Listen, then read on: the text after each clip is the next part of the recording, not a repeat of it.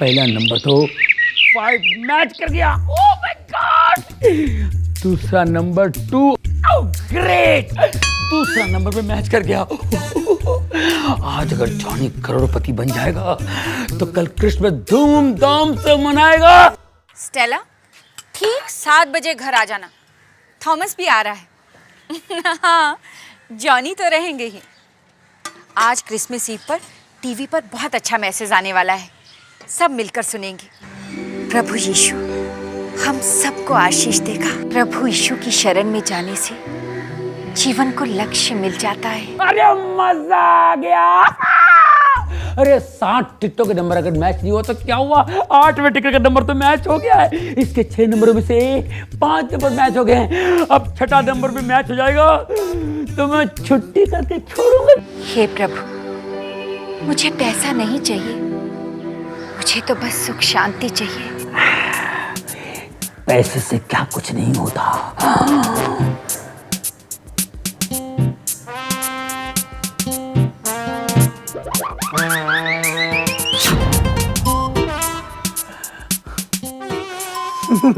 नहीं लगी, नहीं लगी, नहीं लगी, क्यों नहीं लगी?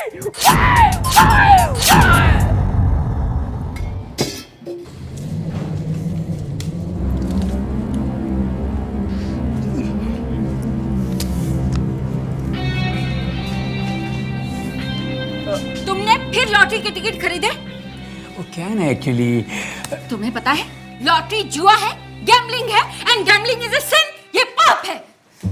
ये पाप सिर्फ एक नंबर से अच्छाई में बदलते बदलते रह गया डार्लिंग। क्या मतलब? मतलब ये कि 6 नंबरों में से 5 नंबर मैच हो गए। 5 नंबर मैच हो गए। अगर 6ठा नंबर में मैच हो गया होता ना तो आज हमारे पास 2 करोड़ रुपए होते। 2 करोड़ रुपीस। अगर 2 करोड़ हमारे पास होते ना तो तुम कभी नहीं कहती गैम्बलिंग इज अ सिन, क्योंकि बदल चुके होते हमारे दिन। तुम कभी नहीं सुधरोगे। मैंने तुमको कितना टाइम समझाया कि जीसस ने हमको जितना दिया काफी है, हमको बिना आशीष के पैसे नहीं चाहिए। और अगर तुम्हें ज्यादा पैसे चाहिए तो ईमानदारी से मेहनत करो, लालच के पैसों में विश्वास मत करो। यीशु मसीह हमारा जीवित प्रभु है, उसमें विश्वास रखो। अरे मैं भी उसे मानता हूँ यार। पाप करने वाले प्रभु को नहीं मान सकते। तुम्हारे लिए अच्छा है कि लॉटरी की टिकटों में पैसे बर्बाद करने की बजाय किसी गरीब को दान दे दो। उससे प्रभु तुम्हें आशीष देंगे, तुम्हें हर तरह की खुशी देंगे, सुख देंगे। प्रभु सुख देंगे? टाइम लगेगा। यहाँ लॉटरी लगी, सुख हाजिर, इंस्टेंट प्लेजर। हे प्रभु, यीशु और बाइबल को मानने वाला इंसान ऐसा सोच सकता है? तुम मानते क्यों नहीं कि लालच पाप है? एक गिलास पानी मिलेगा? ये पाप और सच्चाई के चक्कर में तुम पड़ी रहना। मैं जल्दी में हूँ, मैं जा रहा हूँ। ओके? अरे बाप रे, सत्यानाश, इस छोटे से घर में यही होता है। कभी मैं सामान पे गिरता हूँ, सामान मुझ पे गिरता है। अरे लॉटरी लगेगी ना तो बड़ा सा घर ले लूंगा जहाँ मैं वाइफ को ढूंढूं, वाइफ मुझे ढूंढे और वाइफ के मुंह से डांट सुने मुझे बरसों बीत जाए। क्या हुआ? ये ले, क्या हुआ देख, ये ले, बंगला गिर गया, बंगला। बंगला? डैडी शाम को केक लेकर आना, बड़ा सा केक। हाँ डैडी, स्ट्रॉबेरी वाला केक लेके आना, वो मुझे बहुत अच्छा लगता है। नहीं, मुझे बटर स्कॉच वाला चाहिए। तुम्हारे पसंद के केक मैं ला दूंगा। ओके? ये क्या है? बाय। अरे बाप रे, अब तो ये बड़ो चिल्लाएगा। मैं तो कहूँगा सॉरी, लेकिन ये मानेगा नहीं, बोलेगा स्कूटर बदल, साइकिल बदल या नौकरी बदल। क्या करूँ?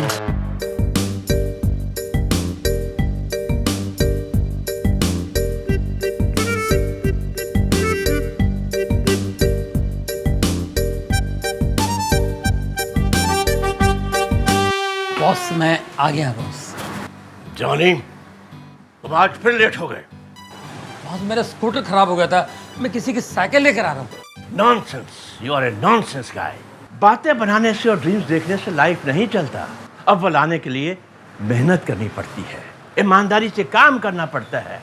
ईमानदारी से काम करोगे तो परमेश्वर भी तुमसे खुश होगा। ईमानदारी से काम करो तो तुम्हें खुद ब खुद पैसे लेने का हक होगा। तुम अपने आप पर गर्व महसूस करोगे और तुम्हारी मूछें ऊंची ऊंची हो जाएगी। मुच्छड़ अपनी मूछों पे बहुत घमंड है। बेवकूफ, बगैर मूछों के तौल देता है। काम में दिल नहीं लगता, लेकिन नाटकबाजी में दिमाग खूब चलता है। अच्छा, गेट आउट। यस, जाकर अपना काम संभालो। मैं मार्केट जा रहा हूँ। ओके बॉस, और सबका ख्याल रखना।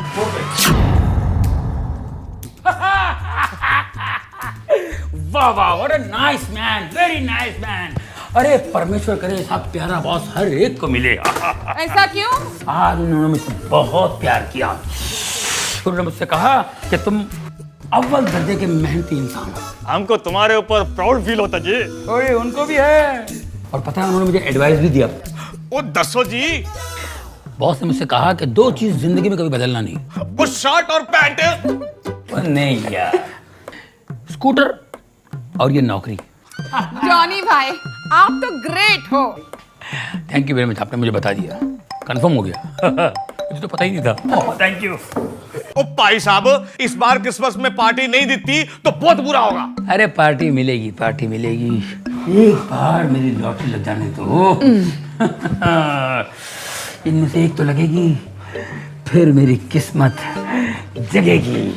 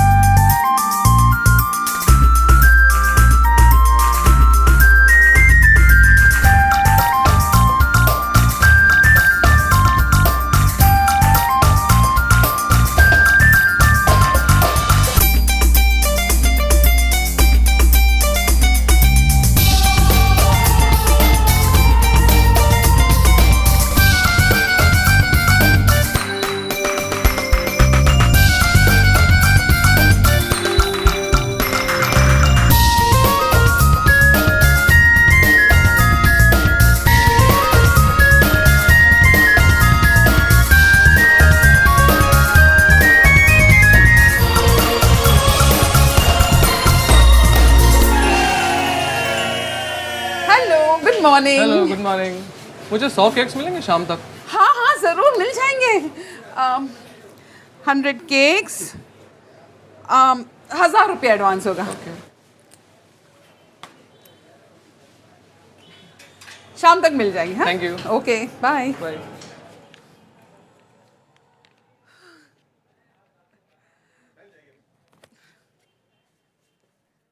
ये डिंग डिंग डिंग डिंग डिंग डिंग डिंग डिंग डिंग डिंग डिंग डिंग डिंग डिंग डिंग। अरे देखो, हमें क्रिसमस के लिए 100 केक के ऑर्डर मिले हैं और उस बंदे ने ना 1000 रुपए एडवांस भी दिया है। हाँ, पर 100 केक बनेंगे कैसे? ओ जी, बल्ले बल्ले, ओ 75 केक तो अपने पास पहले से ही तैयार है। अच्छा ठीक है जॉनी, तुम है ना ओवन पे बैठना और टेम्परेचर कंट्रोल करना। और तुम दोनों चलो मैदा और शक्कर निकालते हैं। तैयारी करते हैं जी, बल्ले बल्ले। ओ बल्ले। ओके।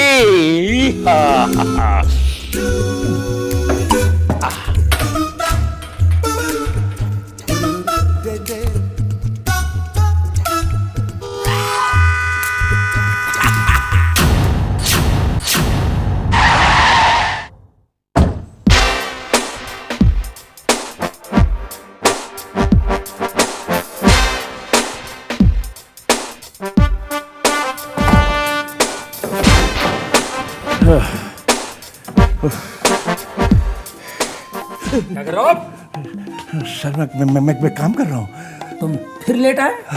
सॉरी सर, वो मेरा स्कूटर खराब हो गया था। या स्कूटर बदलो या नौकरी बदलो, समझे? लेकिन बॉस, आई से क्या था? Get out. यस, और सुनो कि जो ऊंची मूछें है ना, उसको नीचे करो, नीचे करो। जी जी जी, मैं घर जाके ना काट दूंगा।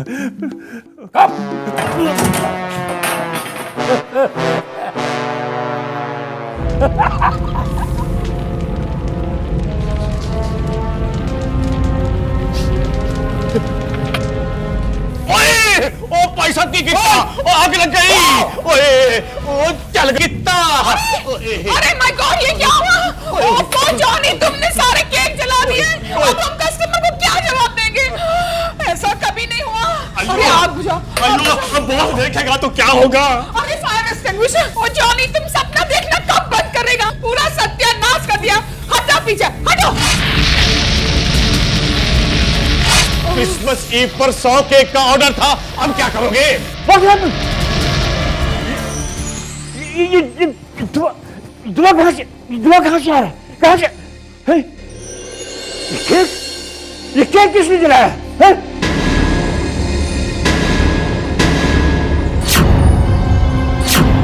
जॉनी, ये सारे केक तुमने जलाए हैं।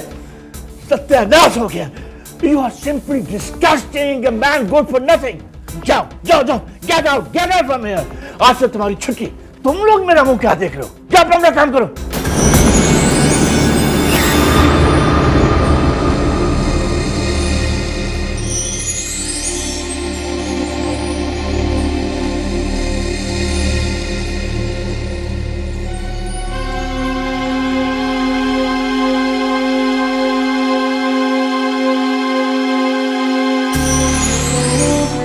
मैं अपने बच्चों को क्या जवाब दूंगा?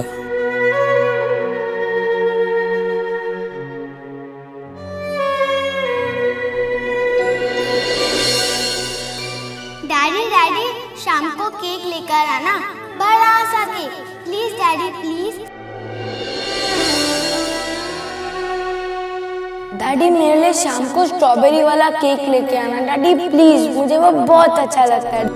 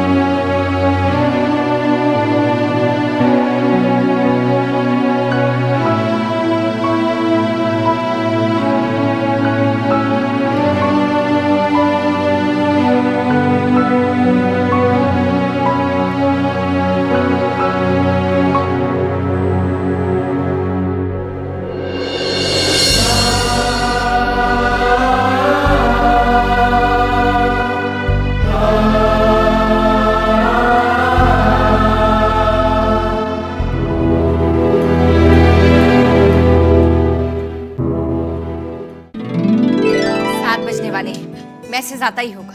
स्टेला, तुमने लास्ट ईयर का मैसेज सुना था? नहीं, मैं मिस कर गई थी।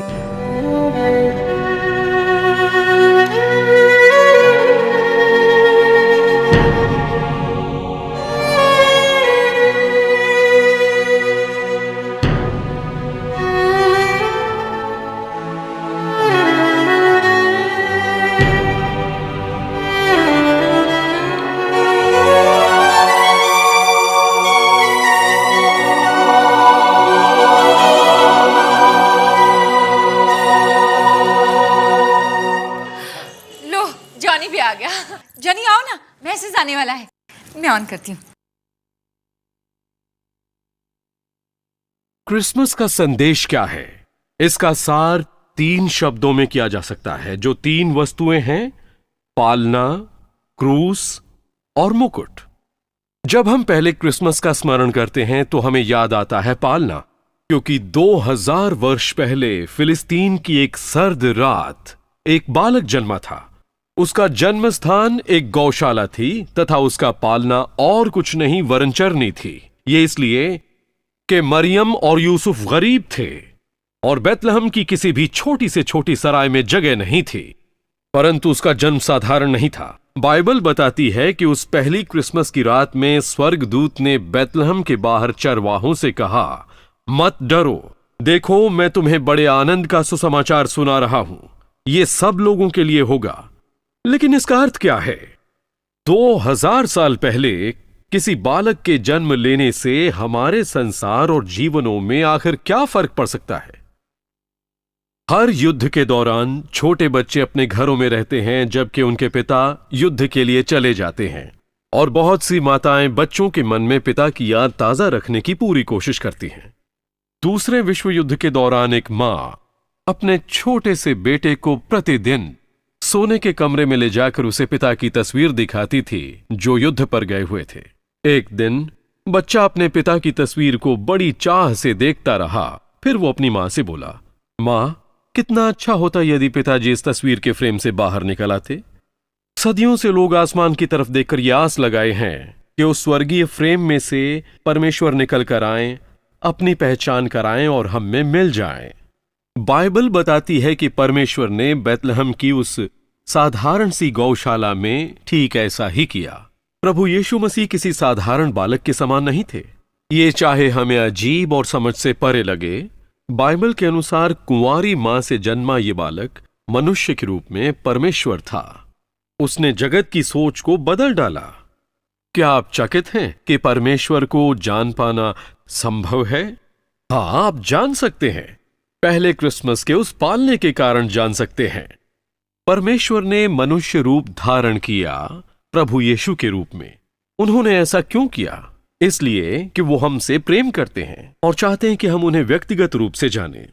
इस क्रिसमस के समय आप उन्हें जान सकते हैं, उनकी ओर फिरकर विश्वास और भरोसे के साथ।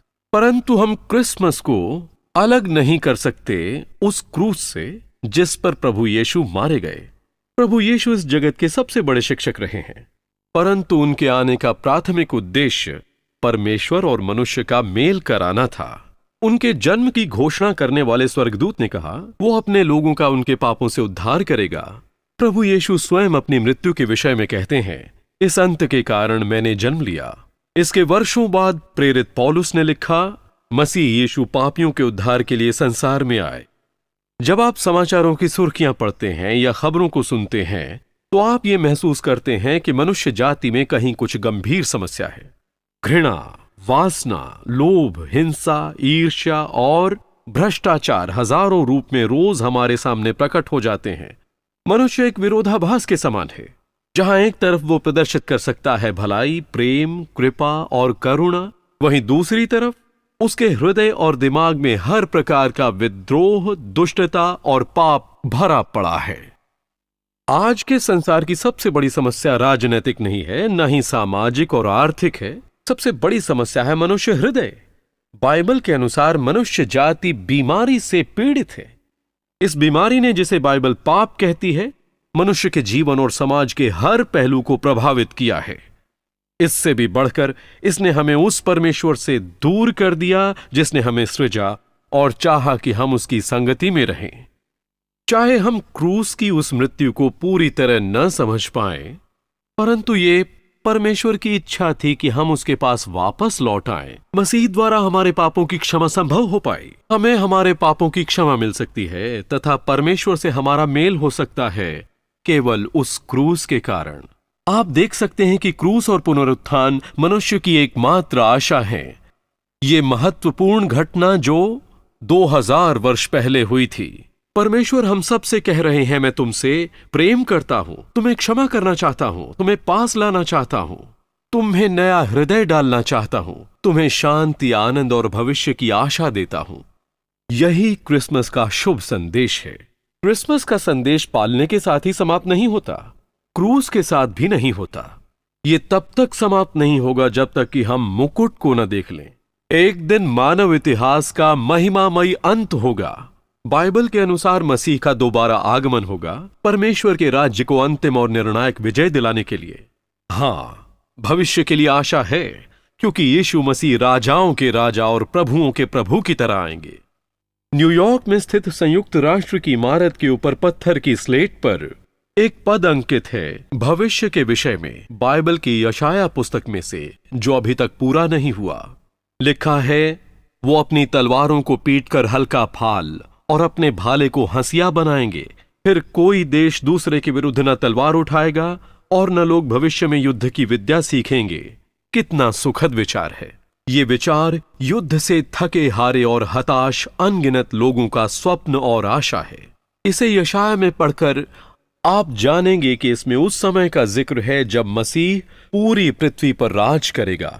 ये वो समय है जिसकी प्रार्थना यीशु ने अपने शिष्यों को सिखाई। तेरा राज्य आए, तेरी इच्छा जैसे स्वर्ग में पूरी होती है वैसे पृथ्वी पर भी हो। ये समय है समय का अंत, वो समय जब वो बेतलहम की चरनी में आए और कलवरी क्रूस पर मारे गए। एक बार फिर महिमा और सामर्थ के साथ आएंगे। इतिहास जैसा कि हम जानते हैं एक दिन समाप्त हो जाएगा, परंतु वो एक क्षण शानदार शुरुआत का भी होगा। प्रेरित पतरस ने लिखा है, वो जो बेतलहम में आया था फिर आएगा और उसके साथ एक नया आकाश और पृथ्वी होगी जिसमें धार्मिकता वास करेगी। ये सब कुछ और इससे भी कहीं बढ़कर है आशा और क्रिसमस की खुशी। मैं चाहता हूं कि आप मेरे साथ उस छोटी सी प्रार्थना को दोहराएं जो मैं करना चाहता हूं। हे प्रभु, मैंने पाप किया है, मैं माफी चाहता हूं। यीशु, मेरे पापों को माफ कर दो। मैं तेरे शरण में हूं। मैंने लालच करने का पाप किया। तू मेरे मन को अच्छे विचारों से भर दे। मेरे जीवन से अज्ञान के अंधकार को दूर करके ज्ञान का प्रकाश भर दे। मुझे माफ कर दे प्रभु। मेरा जीवन जले हुए केक की तरह है जो ऊपर से दिखावे की क्रीम से ढका होने के कारण अच्छा दिखता है पर अंदर से किसी काम का नहीं। प्रभु, क्या अब भी मेरे जीवन में आशा है? क्या उम्मीद है? प्रभु, प्रभु। थैंक यू प्रभु, आपने मेरी प्रार्थना सुनी और कबूल की। थैंक यू प्रभु, थैंक यू। Daddy, cake.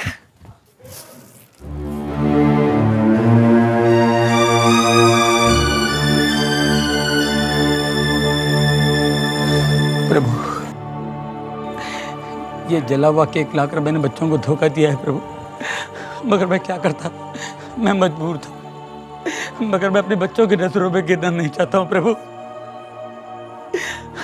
मैं मानता हूँ मैंने अपने आप को बहुत धोखा दिया है, पर मैं बच्चों को धोखा देना नहीं चाहता हूँ प्रभु। मेरे गुनाह माफ कर दो, मेरे पाप क्षमा कर दो। Father God, please forgive my since. मुझे बचा लो प्रभु। क्या केक है पापा? वाह जॉनी, क्या केक लेके आए अपनी बेकरी से। It's really wonderful. खाओ Thomas.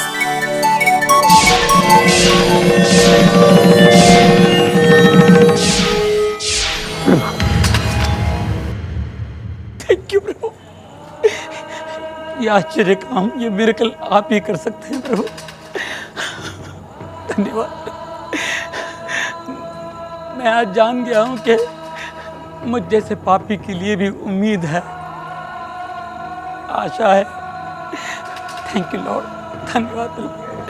Thank you.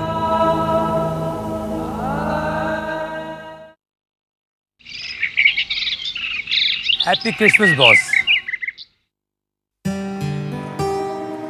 Happy Christmas Johnny. क्या बात है, आज बहुत खुश नजर आ रहे हो। क्या आपकी दूसरी लॉटरी निकल आई है? प्रभु यीशु ने मेरे पापों को माफ कर दिया, मुझे नई जिंदगी दी है बॉस। आज की इस पवित्र सुबह के साथ ही मेरे मन में एक नई सुबह आई है। ज्ञान का उजाला लेकर, खुशियों का झोंका लेकर। अब मेरे मन में कोई लालच नहीं, बस है तो सिर्फ पीस है, शांति है, क्योंकि प्रभु यीशु ने मुझे माफ किया और मुझे छू लिया। आज मैं बहुत खुश हूँ बॉस। यही खुशी बांटने के लिए मैं आया था। Thank you Johnny.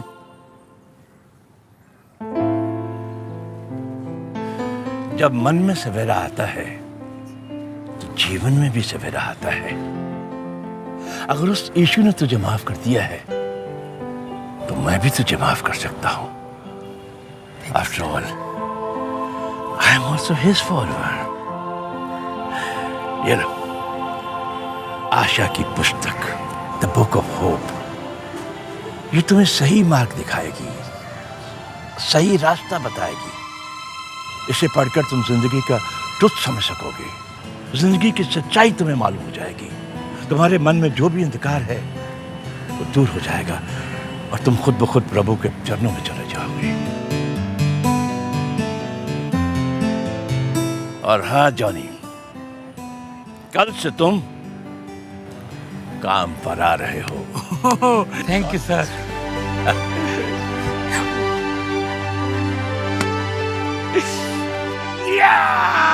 Praise the Lord.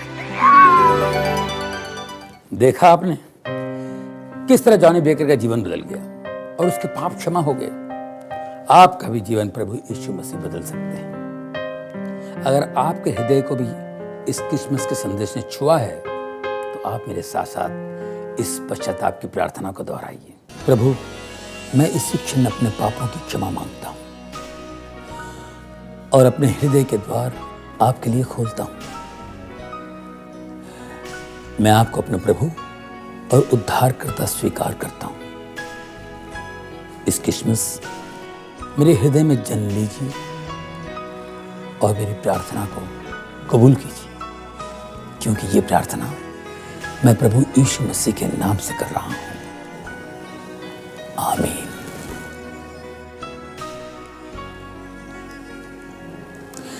दोस्तों, इस क्रिसमस के शुभ अवसर पर हम आपको एक मुफ्त उपहार देना चाहते हैं, आशा की पुस्तक।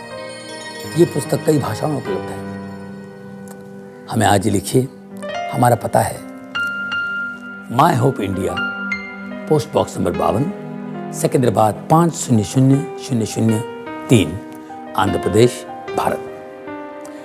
परमेश्वर आपको आशीष दे। क्रिसमस की बहुत बहुत शुभकामनाएं।